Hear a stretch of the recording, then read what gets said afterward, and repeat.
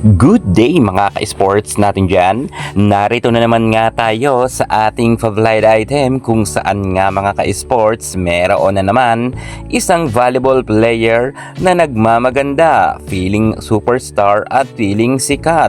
Noon pa man ay talagang madalas nang masabit rin ang isyong ito sa mga volleyball player na mga nagpi-feeling na mga superstars. Sino kaya ang ating tinutukoy? Well, mga ka-sports, magugulat kayo dahil nagulantang nga ang social media dahil nagtrending na naman ang sinasabi nating babaitang ito. Sino ang ating tinutukoy na isang feeling superstar na at madalas ngang mang-snub ng kanyang mga fans? Well, kung gusto nyong malaman ang ating favorite item ngayon ay talagang sa tingin ko naman ay mahuhulaan ninyo ng mabilisan dahil medyo sikat naman siya ng kaunti. Pero kung sa kagalingan ay hindi ko alam kung talagang magaling siya. Well, mga ka-sports, eto na nga. Subaybayan nyo ang ating vlog hanggang sa dulo at baka mamaya ay magaling kayo manghula. Well, dadaanin na muna natin ito sa pa-blind item para mas mainit natin mapag-usapan ng isang girl na ito na madalas ngang mang-snub sa kanyang mga fans. At sino naman kaya ang inisnub niya? Well, malalaman na ninyo yan. Kaya't ano pang hinihintay nyo? Panoorin nyo ang aking vlog hanggang sa dulo at bago ang lahat, subscribe ka muna. Click ang ating notification bell para lagi kang updated sa lahat ng issue sa volleyball. Susunod na!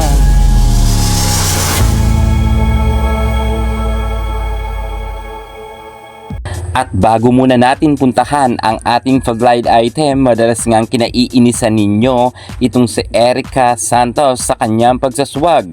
Pero alam nyo ba na sobrang napakabait niya sa personal? Meron ngang isang time na encounter ko na nakita ko ito na meron kausap sa telepono at tinawag siya ng kanyang mga fans at inabangan siya. Alam nyo ba na hindi siya isnabera? Sa totoo lang, lumapit pa itong si Erica Santos at pinagbigyan niya na makakuha ng mga picture na kasama siya ng kanyang mga tagahanga. Ganon si Erica Santos. So ibig sabihin talagang sa kanyang personality ay maangas lang siya pagdating sa loob ng court, pero sobrang sweet niya sa kanyang mga fans kapag siya ay nasa labas na. Speaking sa sweet, mga ka-sports, alam nyo ba na si Chang Abby Maranyo ay gayon rin? Never pang napabalita itong si Chang Abby Maranyo na may inisnab na kanyang mga fans. Si Abby Maranyo ay madalas rin na nakikita ng kanyang mga fans at inaabangan rin ito, katulad nga ni Erica Santos na pag nasa loob ng court ay medyo maangas sila at masuwag, kung kaya nga marami sa kanyang naiimbierna sa dalawang ito, pero mabait sila, kagaya rin ni Alyssa Valdez na sobrang sweet sa kanyang mga fans. Pero alam nyo ba, ang ating favorite item ngayon ay talagang magugulangtang na naman kayo dahil sumasabit na naman ang pangalan ng nasabi nating feeling sikat raw di umano, sabi ng mga kanyang mga kritiko. Sino siya? Well, pagbibigyan na natin kayo kung talagang magaling kayo maghula. Unahin na nga natin ang first clue natin. Ang kanyang kagalingan sa larangan ng volleyball ay hindi ganoon kataas ang level. Medyo masasabi ko na may ibubuga naman siya sa loob ng court at medyo maangas. Pero pagdating sa kagalingan, hindi ko alam kasi baka questionable pa ito dahil wala pa nga siyang napapatunayan sa larangan ng volleyball. Kahit isang award ay hindi pa siya nakakuha sa pro. Yan mga ka-sports, siguro medyo malalaman na ninyo ang kaagaran kung sino ang ating tinutukoy dahil wala pa nga itong individual award, pero medyo sikat naman siya at may ibubuga nga. Pangalawang clue natin, sa kanyang buong pangalan ay meron OA. Yes, parang letter O, letter A, OA na siya. Ang sinasabi nating Isnabera sa kanyang mga fans, hindi lang may letter O, letter A, may letter N pa. Yan. Kapag pinagsama-sama nyo ang kanyang buong pangalan, mabubuo or naroon nga ang tinutukoy natin mga letrang yan. Letter A, letter O, at letter N. So, siguro naman medyo alam na ninyo kung sino ang ating tinutukoy. Pangatlong clue natin, talagang Isnabera ito mga ka-esports. Talagang pinagtatanggol siya ng kanyang mga fans na sinasabi na privacy raw.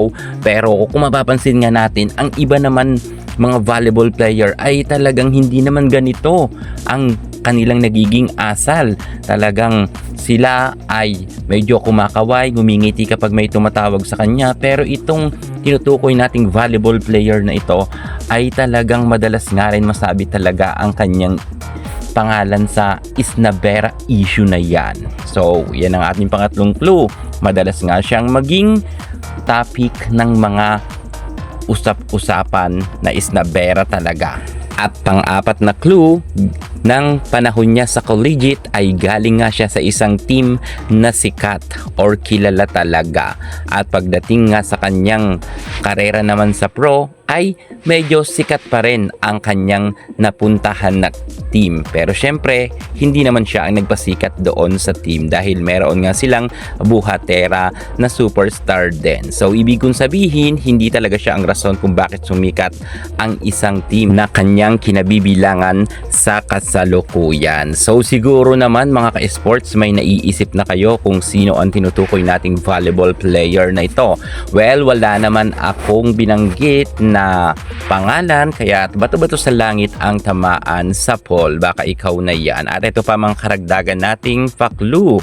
Marami nga nagsasabi na mga ibang netizen na feeling superstar daw di umano ang nasabi nating Isnaberang volleyball player na ito. At ang panglas natin na pa-clue, well, tanungin nyo si Aiza Sigera at Jake Cyrus. Baka kilala nila ang tinutukoy nating volleyball player na Isnaberang ito. Yan muna ang pinaka-latest natin sa mundo ng volleyball. At para hindi ka mahuli sa lahat ng issue pagdating sa larangan sa volleyball, ano pang hinihintay nyo? Comment na sa baba. Thank you so much. God bless.